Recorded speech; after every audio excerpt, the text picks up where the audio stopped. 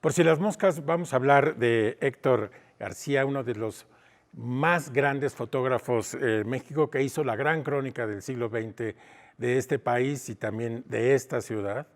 Se cumplen 100 años de su nacimiento y para hablar de esto me acompaña su hijo Héctor García. Muchísimas gracias por estar aquí en Por si las moscas. Muchas gracias por la invitación.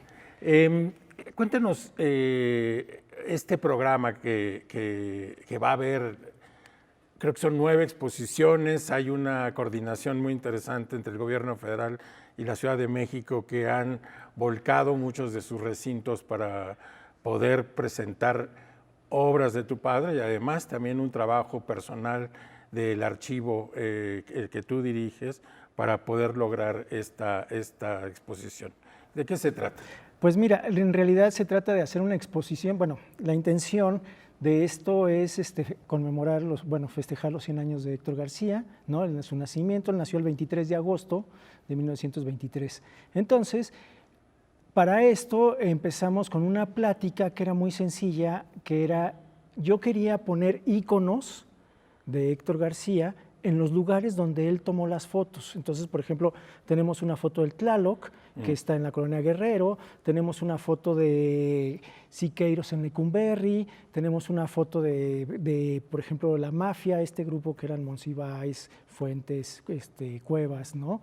Y entonces la intención era como hacer unas fotos y ponerlas en diferentes puntos de la ciudad para que la gente pudiera saber que ahí Héctor García tomó una foto y por qué está la foto ahí, porque era el centenario y todo. De eso derivó en que tanto la Secretaría de Cultura Federal como la Secretaría de Cultura de la Ciudad de México hiciéramos en conjunto una selección de 9 sedes para poder presentar estas imágenes, ¿no? Entonces empezamos ya tenemos calendarizado todas las 9 sedes, empezamos precisamente con el Museo del Estanquillo. Esta es una exposición que tiene que ver con la mirada de Carlos Monsiváis a través de Héctor García y Héctor García a través de Carlos Monsiváis, ¿no? Hay que decir que, bueno, luego hablaremos un poco más de esto, pero creo que los dos son los grandes cronistas del siglo XX mexicano y había sin duda una gran relación de espejo entre uno y otro. Sí. Creo que los dos se dedicaban en su ámbito a más o menos lo mismo. Lo que te quería preguntar es, antes, ¿qué lectura piensas que debemos tener de estas exposiciones? O sea, ¿qué lectura crees que debemos tener de tu padre ahora a los 100 años? Pues mira, yo creo que la intención de todo esto es que la gente conozca y que al final sepa que Héctor García anduvo por todos lados, ¿no? Claro. O sea, esta exposición se centra en lo que es la Ciudad de México y todo, pero pues bueno, anduvo por todo el mundo, anduvo por toda la República, hizo Los Indios de México con Fernando Benítez, la Ruta de Hernán Cortés. Sí, entonces, todo este tipo de cosas que estamos ahorita manejando es básicamente la Ciudad de México. Entonces, la intención es que la gente sepa, que conozca, ¿no? Que como lo definió alguna vez su mamá, era un pata de perro, ¿no? Exacto. Y la intención pues es esa, que la gente pueda conocer la segunda mitad, o sea, esto es un registro de la segunda mitad del siglo XX, ¿no? Él empezó desde los años 43, 45, más bien de los 48 para acá, a retratar la ciudad, a tomar fotos, anduvo por todos lados, en la política, en la cultura, en los espectáculos, la parte de la vida cotidiana que hacía todo el tiempo, ¿no? Él siempre cargaba una cámara en el hombro y siempre andaba buscando qué hacer, ¿no? Qué tomar. Pienso que, si me permites, se debería de hacer una película sobre la vida de tu padre. Eso, independientemente, digamos, también de la obra fotográfica, su vida tiene también una enorme carga histórica porque pasa por distintos ámbitos, tiene un origen humilde y luego termina, digamos, como un encumbrado fotógrafo. Pero me interesa mucho que nos hables, digamos, de su origen y de este muchacho que nace en un barrio Patos, ¿sí? Tradicional, Candelaria de los Patos, y que termina en el reclusorio y luego sí, cómo se va a Estados Unidos. Cuéntanos esa parte esa primera parte. La primera parte bueno, sí, él nació en la Candelaria de los Patos y mi abuela pues de alguna manera lo amarraba a la pata de la cama. Hay una historia así de que lo amarraba a la pata de la cama para que no se escapara, entonces, ¿no? Claro. Exacto. Y entonces él platicaba, hay ahí algunas historias donde dice que él, a través del filo de la puerta, porque lo tenían encerrado, pues cuando pasaba la luz y llegaba a pasar gente, en el filo de la puerta alcanzaba a ver como esas imágenes que se proyectaban sobre el piso, ¿no? Entonces él habla de que esos son como sus primeros acercamientos a la imagen, ¿no?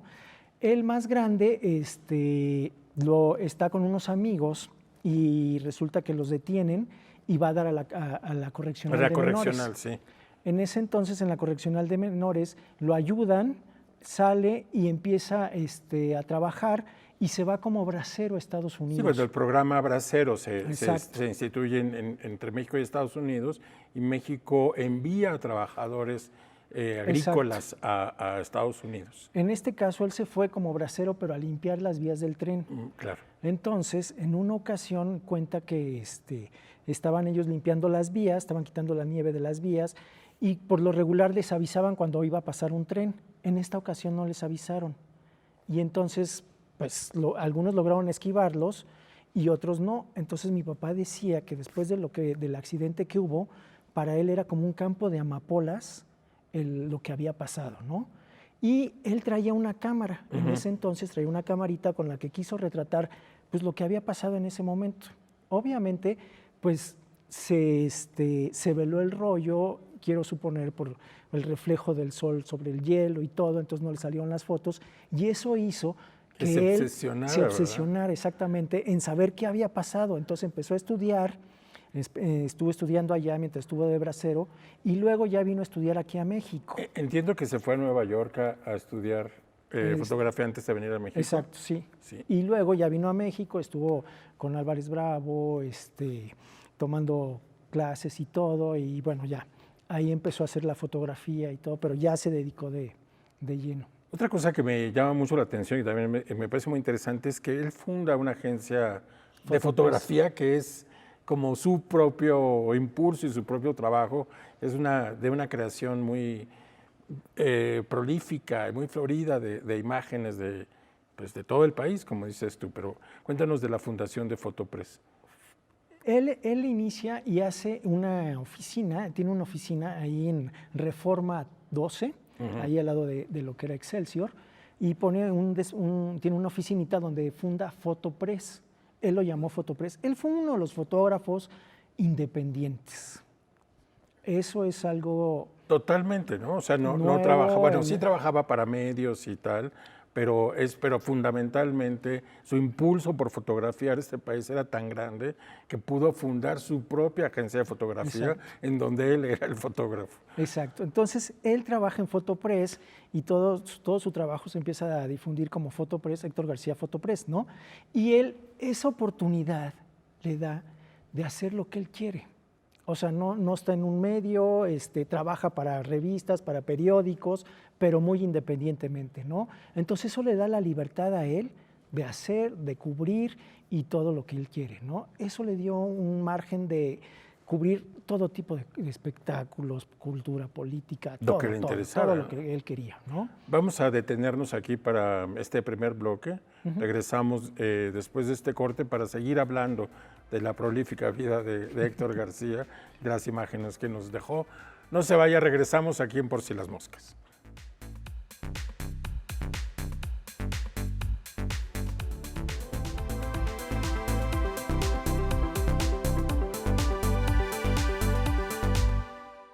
Por si las moscas, estamos de regreso, estamos hablando del fotógrafo Héctor García a propósito del centenario de su nacimiento y de las exposiciones, 9 exposiciones que habrá para conmemorar el nacimiento de Héctor García. Pero estamos hablando de su vida, Héctor, y hablábamos de cómo era un fotógrafo en un mundo tal vez en donde no había tantos fotógrafos, que al mismo tiempo tenía una gran ambición por sacar imágenes de distinta índole. ¿Él se concebía a sí mismo como un artista o se concebía más como un periodista? Mira, él se concebía más bien como un periodista, como un fotógrafo, ¿no? O sea, obviamente tenía el espíritu de periodista, sí. de buscar, de registrar y todo. Te cuento algo rapidísimo. En el 58 él cubrió el movimiento vallejista, tomó fotos y todo, y fue a los medios buscando publicarlo, ¿no? En ese momento se encontró con que los medios no quisieron publicar fotografías de lo que estaba pasando. Y Demetrio Vallejo es un líder campesino que protesta frente a unas, entiendo, quita de tierras, ¿no? Le quitan las tierras y él organiza una protesta en un país muy, muy autoritario. Y entonces él va y registra eso. Él toma fotos de las manifestaciones, las marchas y todo. Y cuando él quiere publicar, lleva estos materiales, porque él se encargaba de revelar, de imprimir y llevar estas fotografías para ofrecerlas en los medios. Nadie se las quiere comprar y nadie las quiere publicar, ¿no? Entonces él decide, con Horacio Quiñones, hacer un suplemento que se llamaba Ojo, una revista que se llama Ojo. Y ese fue donde pudo él publicar sus fotografías y fue una manera donde él pudo mostrar, que esa siempre fue su intención, mostrar lo que estaba pasando, ¿no? Y que la gente supiera, conociera lo que estaba pasando. Entonces hizo esta revista que se llamó Ojo y salió con él también a venderla y todo, para que la gente conociera y supiera de su trabajo. Entonces era alguien que quería mostrar lo que pasaba. Y parte de eso es lo que hizo que él tuviera el registro tanto de la ciudad, de la vida cotidiana. Él tiene una serie de niños, muchos niños, porque él se reflejaba. Él fue un niño que anduvo en la calle. En la calle, sí. ¿No? Se salió de su casa de manera muy temprana. Sí. Entonces él andaba en la calle y pues obviamente tuvo esas vivencias y todo. Entonces de repente encontraba niños que él retrataba, ¿no? Incluso hay un niño que está comiendo un pedazo de pan que él lo manejó como un autorretrato porque finalmente sentía que era esa parte de él, ¿no? Tal vez una de las fotos más famosas de Héctor García. Ajá. Y entonces, pues eso es lo que hace, ¿no? O sea, retratar, ir a registrar todo lo que está pasando. Para él era alguien que no se conformaba con nada. Siempre estaba buscando, siempre estaba viendo qué podía retratar y qué hacer y todo. Mira, ahora que hablabas de Demetrio Vallejo como uno de los ejemplos de su mirada, pienso también en Carlos Monsiváis, que también escribió crónicas sobre estos acontecimientos, que también estaba muy preocupado por las protestas sociales y porque había, en un control tan autoritario de los medios, había pocas oportunidades para hablar de esto. Y entiendo que Monsiváis y tu padre establecieron una relación muy cercana y pienso que había como una relación como de espejo, en donde uno veía en el otro un par que estaba haciendo más o menos lo mismo a través de otro medio. ¿Cómo era la relación con Monsiváis? Pues mira, yo lo que entiendo y lo que recuerdo de esto es que era alguien con quien se comunicaba mucho. Ajá. Entonces, se hablaban, se preguntaban, eran como unos informaban. Informantes del otro, sí. Uno informante del otro, exacto. Entonces uno le hablaba y le decía qué iba a pasar o qué sabía, y mi papá le hablaba a él para decirle también lo que había. Entonces era una manera como de coordinarse para cubrir las actividades y los movimientos y todo lo que sucedía en México, ¿no? Entonces, eso creo que fue lo que hizo de alguna manera que así como llamaban a Monsiváis un cronista, Monsiváis en algún momento llamó cronista a mi papá de la ciudad, ¿no? El cronista de la ciudad, ¿no? Y bueno, en efecto, no solamente cubrieron los movimientos de Demetrio Vallejo, sino también que es finales de los 50 y los 60. Tu padre fotografió a la generación de Monsiváis que estaba en la zona rosa, claro, en la mafia, como ya dijiste, pero también el 68 y los movimientos posteriores, ¿no? Claro. Tu padre tiene imágenes del 68. Tenemos imágenes del 68, sí, claro. Fíjate que ahorita que lo estás mencionando, voy a aprovechar para decir, en el Centro Cultural Los Pinos se está haciendo precisamente los movimientos sociales, y se van a llevar, por ejemplo, ahí lo que es el 58, el movimiento vallejista, y el 68, que es el movimiento estudiantil, ¿no? Entonces, a la par tenemos esos dos movimientos. Vamos a exhibir esta revista que se llama Ojo, y vamos a exhibir también una revista que hizo con Carlos Monsiváis precisamente sobre el tema del 68. ¿No?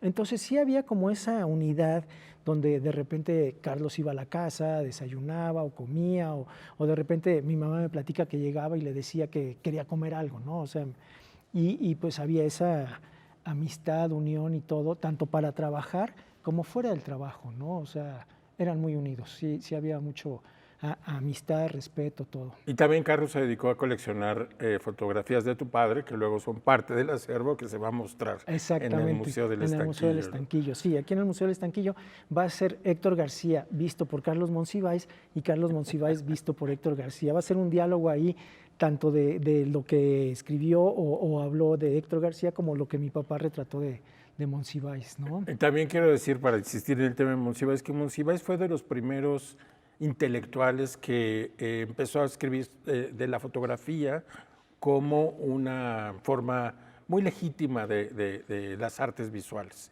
Sí. Y eso, y utilizaba a Héctor García como uno de los grandes ejemplos en donde el flashazo o digamos el instante del acontecimiento en particular o de este momento increíble de la Ciudad de México quedaba retratado para siempre a través de un ojo de la vida cotidiana, pero que se quedaba impreso para la posteridad. Claro. Fíjate que mucho de eso, precisamente llegaba Carlos Monsiváis a la casa y veía las fotos que tenía mi papá y que había hecho y todo, y de repente decía, oye, pues dame esta foto, me llevo esta foto, y eso le ayudaba también a hacer un poco, pues las crónicas y lo que escribía y todo sobre la fotografía, ¿no?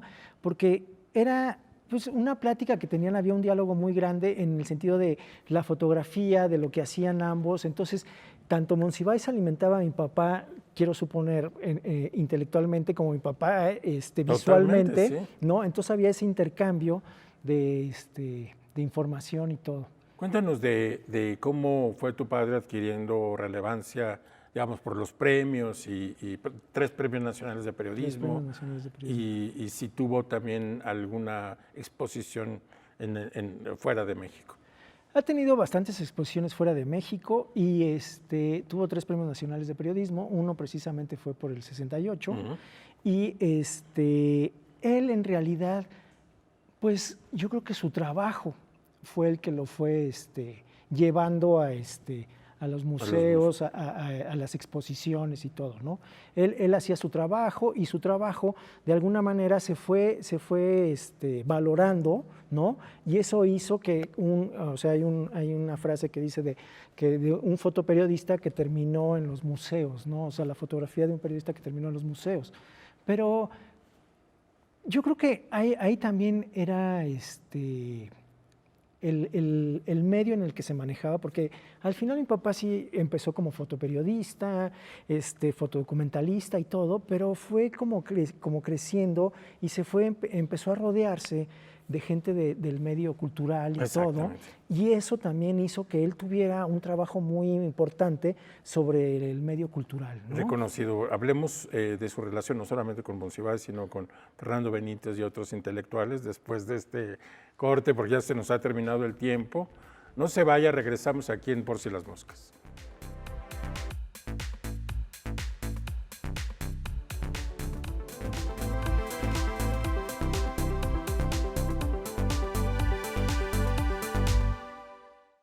Por si las moscas, estamos de regreso. Hablamos de Héctor García, el fotógrafo, que se va a celebrar el centenario de su nacimiento. Estamos hablando con su hijo Héctor García. Héctor, hablábamos de cómo tu padre comienza a rodearse no solamente de intelectuales como Monsiváis, sino también de otras personalidades con las cuales comienza a colaborar y por lo tanto su obra comienza a ser apreciada y vista de otra manera. Uno que ya mencionaste es Los indios en México de Fernando Benítez. Exacto. La ruta de Hernán Cortés también. Bueno, por ejemplo, con Fernando Benítez documentó, iban juntos, o sea, en alguna ocasión me tocó acompañarlo. Wow. Digo, yo era muy chiquito, ¿verdad? Sí, pero lo acompañé y todo. Y iban a las comunidades, o sea, Fernando Benítez era una persona que iba y se instalaba en una comunidad para estudiarla, para saber y todo. O sea, era alguien que iba al campo ahí a hacer su investigación, ¿no? Y mi papá lo acompañó en varias ocasiones para hacer estos libros de los indios de México y hacer el registro fotográfico, ¿no? Entonces tenía como mucho esa relación. También hizo con Salvador Novo La Nueva Grandeza Mexicana, que es un libro que habla de la Ciudad de México, ¿no? Y bueno, ese aprovecho también porque en el centro de la imagen vamos a tener también una exposición donde vamos a ocupar parte de un fotomuro para mostrar esta parte del libro de la nueva grandeza mexicana de Salvador Novo, que usó fotos de mi papá para ilustrarlo, ¿no? Y entonces empieza a tener estos contactos con la cultura, con el medio cultural, pues con Gironella, tuvo una relación muy fuerte con Gironella, con Carmen Parra, pues con pintores, con Elena. Con Elena también trabajó muchísimo, con Elena Poniatowska. Entonces, como que todo eso hizo que él fuera pues conociendo, y él aprendió también mucho de eso, ¿no? Entonces de repente empezó a hacer exposiciones, empezó a usar su material, empezó a hacer selección de sus imágenes y todo para hacer exposiciones, y obviamente pues él también veía esa parte de mostrar su trabajo, ¿no? No nada más que se quedara en un medio en un impreso, periódico, exacto, sino que finalmente saliera y que tuviera oportunidad de un público de otro, digamos, otro tipo de público, ¿no? Más bien. Entonces eso empezó a hacer que él empezara a hacer exposiciones. Entonces, por ejemplo, trabajó con Pemex, hizo un trabajo muy grande sobre Pemex y también llegó a exhibirlo y todo. O sea, todo su trabajo ha buscado o ha funcionado para hacer exposiciones. Qué interesante. Hablemos del archivo que deja tu padre y de la labor que han hecho ustedes para ordenar esto que se antoja muy, muy vasto. Sí, mira, tenemos un archivo. Es increíble porque en realidad tenemos más de 1,5 millones de negativos. Sí, es una suma inmensa. Inmensa, qué bárbaro. Y precisamente, por ejemplo, ahorita para hacer este centenario, pues hemos usado nada más lo que es la Ciudad de México. Exacto, seguramente un porcentaje menor. Mínimo. Ajá. Sí. Entonces, para hacer estas exposiciones de la Ciudad de México hemos usado una parte muy pequeña, pero tenemos un archivo inmenso que tiene, como te decía, cultura, política, espectáculos, vida cotidiana, viajes, personalidades, tenemos de todo, ¿no? Entonces, es un archivo que hay que cuidar mucho, ¿no? Y que finalmente pues es un trabajo que él hizo desde los años, te decía, desde el 48, una cosa así, que empieza a trabajar, pues son negativos que tenemos que resguardar, que tienen que tener cierto cuidado. Eso es un poco lo que me decías al principio de la visión que teníamos con este centenario. También es que la gente sepa que existe esta memoria gráfica de la segunda mitad del siglo XX, ¿no? Y que de alguna manera queremos hacerla pública, queremos que sea un documento que se pueda ver, que se puede analizar, que se puede estudiar, y que lo tenemos ahí y que de alguna manera queremos resguardarlo, pero a la vez que también la gente pueda tener acceso, ¿no? Los archivos, tal vez a los jóvenes les parezca extraño, pero los negativos son material que se puede degradar. Claro. Entonces requiere ahora un enorme esfuerzo para mantenerlo a cierta temperatura, bajo condiciones especiales. ¿Ustedes todo, sí, han logrado financiamiento para...? Mira, hemos logrado algunos apoyos para empezar a digitalizar estos negativos, ¿no? Porque obviamente, sí, como dices muy bien, hay que tenerlos con cierta temperatura, con humedad y todo, porque se nos pueden echar a perder, se echan a perder, o sea, sí. Entonces, pues los hemos mantenido de alguna manera. Mi mamá se ha encargado mucho de mantener este archivo y lo estamos cuidando, pero sí necesitamos apoyos, ¿no? Hemos tenido algunos apoyos, hemos recibido algunas becas, pero sí necesitamos apoyos, ¿no? Y es un trabajo inmenso, es una labor inmensa, porque es revisar negativos, es identificar, es pues saber las fechas, todo esto, porque mi papá era una persona que siempre tuvo la visión de guardar sus negativos, ¿no? Entonces, pues obviamente como fotógrafo independiente, pues él revelaba, él imprimía y tenía todo su archivo, ¿no? Después hubo una época, por ejemplo, que trabajó en 1+1, ¿no? Él fue fundador de 1+1 y él guardaba sus negativos. Entonces revelaba en el periódico, imprimía sus fotos y regresaba con el rollito de negativos, rollito, sí, ¿no? Así hecho bolita, envuelto en papel estraza, y ahí le ponía más o menos los datos y todo.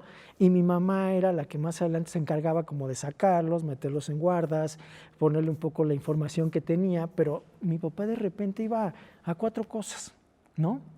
Entonces un rollo traía una entrevista o un evento y luego se encontró unos amigos y entonces se fue de parranda a una exposición, algo. Sacó y las entonces fotos. tenía como todo eso en un rollo, ¿no? Pues qué fantástico, pues te felicito, Héctor, es una labor increíble y qué bueno que esto que comenzó como una pequeña iniciativa para poner estas fotografías en los lugares donde habían sido tomadas, se haya convertido en un programa muy vasto. Muchísimas gracias por estar aquí con nosotros. Te agradezco mucho. Y a nuestra audiencia decirle que no deben perderse esta serie de exposiciones que saldrán a partir de agosto y que nos vemos aquí el próximo sábado a las 7:30 por si las moscas.